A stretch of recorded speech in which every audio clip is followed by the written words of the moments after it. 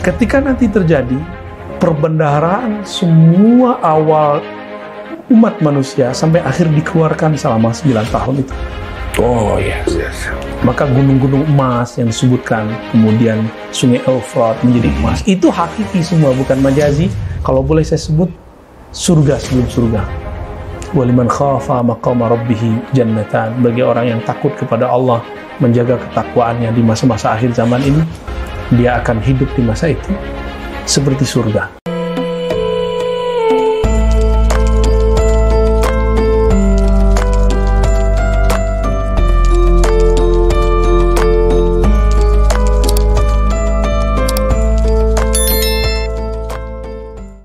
Ya, tapi ini yang masih nyangkut di hati saya. Apakah di zaman Imam Mahdi itu, di eranya Isa, Islam mulailah di puncaknya kejayaan, atau menjadi agama yang awalnya terasing dan kembali terasing? Justru terasing itu sekarang nanti kembali lagi menjadi... Oh, sekarang terasing? Sekarang terasing. Tadi tentang kejayaan. Kejayaan puncak itu, Nabi mengatakan summa yakunu khilafah ala minhajin nubuwah. Saya suka sekali baca kalimat hadis ini karena ini yang membuat harapan saya tumbuh. Setelah muncul kekhalifahan yang pemerintahan yang zalim, ini bukan hanya negara tapi dunia. Kita dipaksa vaksin, ya kan? Kalau nggak bisa terbang. Kayak kita dipaksa begini, ya udah kita ikuti saja tanggal mainnya. Tapi kita katakan tunggu. Allah khairul makirin, Allah sangat bagus ngaturnya. Ya, insya Allah itu gak mengurangi hafalan Quran dan hadis kita lah, Bang Dik, disuntik 2 kali 3 kali. Nggak ada yang lupa ya? Nggak ada ya? Ketika nanti terjadi perbendaharaan semua awal umat manusia sampai akhir dikeluarkan selama 9 tahun itu. Oh yes. Maka gunung-gunung emas yang disebutkan, kemudian sungai Eufrat menjadi emas. Itu hakiki semua, bukan majazi. Kalau boleh saya sebut, surga sebelum surga. Waliman khafa maqama rabbih jannatan. Bagi orang yang takut kepada Allah, menjaga ketakwaannya di masa-masa akhir zaman ini, dia akan hidup di masa itu seperti surga. Surga sebelum surga akhirat. Karena surga hakiki adalah ketika ruh kita bersama Allah dan bersama Al-Imam Al-Mahdi nanti setiap hari membicarakan Allah, setiap hari membicarakan Rasulullah, setiap hari membicarakan bagaimana indahnya bertemu Allah Subhanahu wa taala. Surga nikmat itu sudah terlalu biasa bagi mereka. Maka saya katakan berkali-kali, takdir terindah bagi kita adalah kita dijadikan umat akhir zaman. Umat akhir zaman. Lakal hamdu ya Rabb. Terima kasih ya Allah. Ini semua sudah ada di Al-Quran.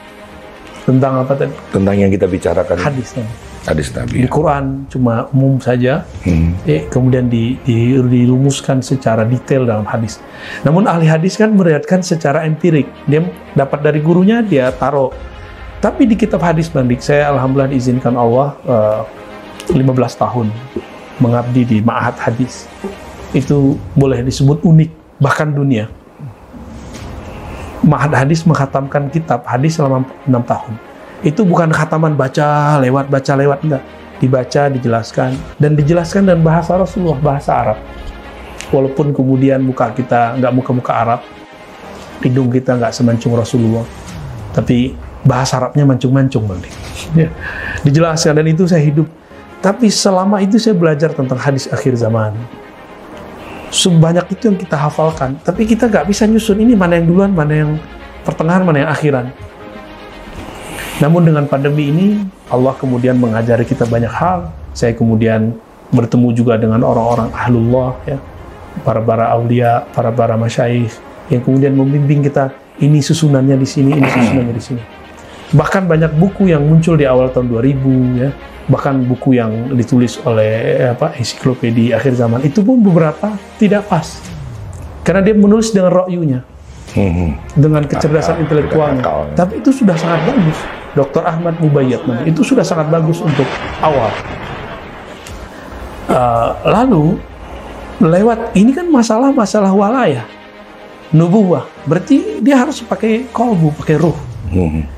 Maka memahaminya ini harus berdasarkan isyarat-isyarat ini. Wa may yu'min billah yahdi qalbah. Surat Al-Ghabun. Siapa yang iman percaya pada Allah, Allah bimbing, yahdi, mahdi, hidayah, guidance. Allah nanti guidance kalbunya. Hati-hati, tidak semua orang yang berbicara atas nama batin, atas nama hati, atas nama kalbu itu benar-benar dari hatinya. Siapa tahu itu dari roinya. Luar biasa. Saya dapat juga tadi percikannya bahwa kalau ada orang mengaku-ngaku dia Imam Mahdi, padahal kalau udah ketahuan Imam Mahdi hidup, itu bisa dibunuh. Bisa dibunuh. Jadi aneh kalau orang itu mengaku-ngaku. Ya, apalagi Anda yang mengaku-ngaku Imam Mahdi. Teman Bang Di. Ini sebagai penutup ya, kita tahu bahwa rukun iman itu ada 6 ya. Iman kepada Allah, iman pada malaikat, iman kepada kitab, iman kepada Rasul.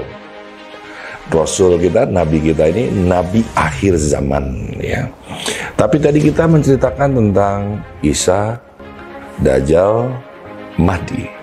Akhir zaman, namanya akhir, pastikan ada dia hadir di akhir zaman. Terus dempet dengan itu, iman kepada kiamat, qada dan qadar. Sebagai penutup ya, biar memahami tentang makna Nabi akhir zaman. Jadi apakah memang ilmunya walaupun tidak hadir secara jasad, dia mampu membaca akhir zaman tentang peristiwanya itu.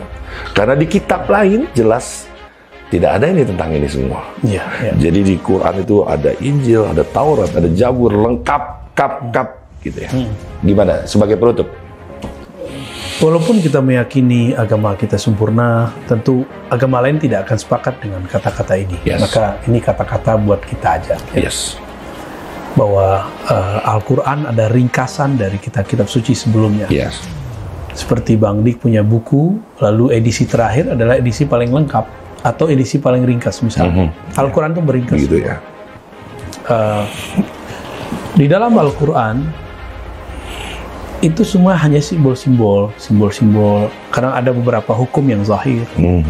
Hukum yang zahir pun tidak disebutkan eksplisit lalu dijelaskan dengan kalam Nabi. Al-Quran turun ke siapa? Nabi Muhammad. Maka banyak orang tertipu. Kelompok-kelompok mengikut Dajjal atas nama agama tidak mempercayai Nabi ini spesial. Karena ada satu ayat yang membuat mereka tidak faham. Para ayat itu justru intinya. Nabi SAW diperintahkan, Kul ana basyarum mislukum. Katakan bahwa aku adalah bashar, human, ya, manusia, like you, ya, seperti kamu. Tapi kan setelah itu nggak ada koma, langsung yuha. Cuma yuha, aku diwahyukan bahwa tiada ilah, tiada yang disembah, tiada Tuhan selain Allah. Bla bla bla sampai akhir hayat. Berarti sosok Muhammad bin Abdullah itu emang nggak tahu masa depan. Tapi Muhammad al-Muha ilaih yang diberikan wahyu itu bisa tahu akhir zaman. Dikabarkan masa lalu juga masa mendatang. Jadi beliau secara fisik itu tidak akan mengerti. Tapi beliau secara rohani itu mengerti masa lalu dan masa depan. Kenapa? Karena diberitahu. Begitu Bang Dik. Wali-wali itu nggak akan tahu apapun masa depan kalau nggak dikasih tahu juga. Jadi kita tidak akan mengatakan, oh Nabi Muhammad nggak tahu alam gaib. Itu satu hadis. Ketika ada perempuan-perempuan bersyair, seingat saya lafaznya, indana nabiyyun ya'lamu ma fil ghad, gitu ya. Ya'lamul ghaib, ya'lamu ma fil ghad. Kami punya, sambil berdendang, kami punya nabi mengetahui masa depan. Muji-muji. Ya. Artinya Nabi pernah berkalam kejadian, maka dijadiin syair. Nabi mengatakan, enggak, saya bashar, saya manusia seperti kalian. Jadi Nabi ini ngelakon juga Bang, ngelakon jadi bashar. Tapi itu dia.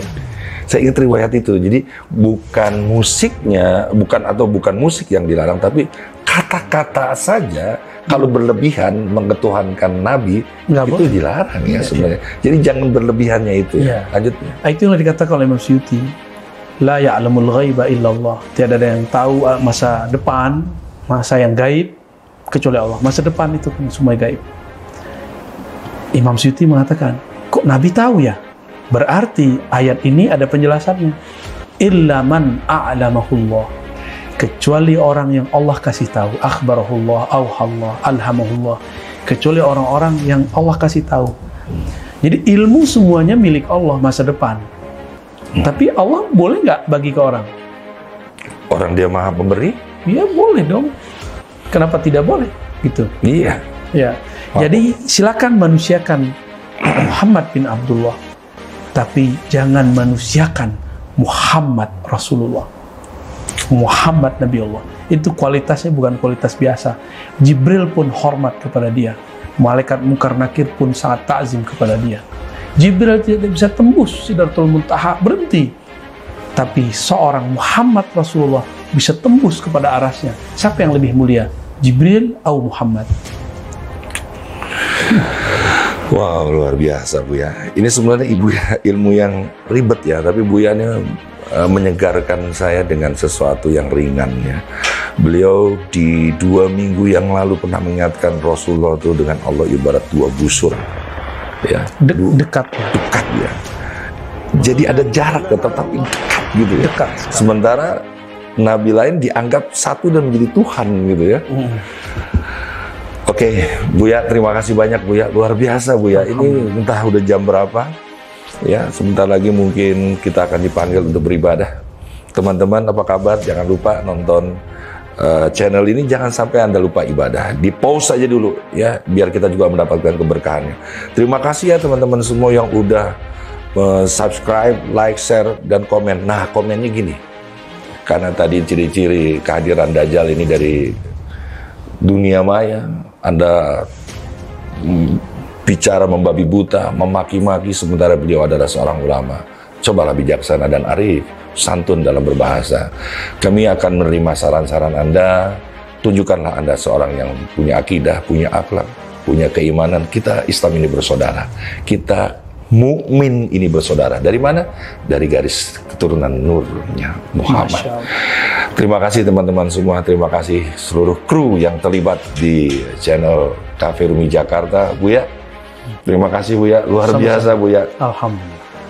Sekali lagi saya ingin mengungkapkan, hanya Buya kemarin nanya, saya sakit. Ya saya bilang, Buya, cinta itu adalah derita dan rindu adalah lukanya. Masya Allah. Jadi begitu ketemu, saya nggak sakit lagi. Alhamdulillah. Ya, karena Buya adalah derita itu sendiri.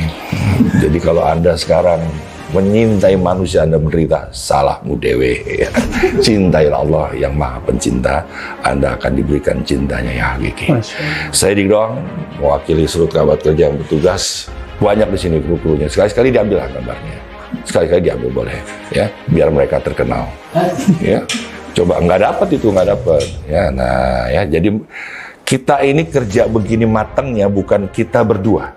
Ya, ada kameramen, ada lighting man, ada audio man, ya, ada nyiapin permen. Buya permen pada habis. Ya udah saya pamit ya, saling memaafkan dan saling mendoakan. Wabillahi taufiq wal hidayah. Assalamualaikum warahmatullahi wabarakatuh. Waalaikumsalam warahmatullahi wabarakatuh.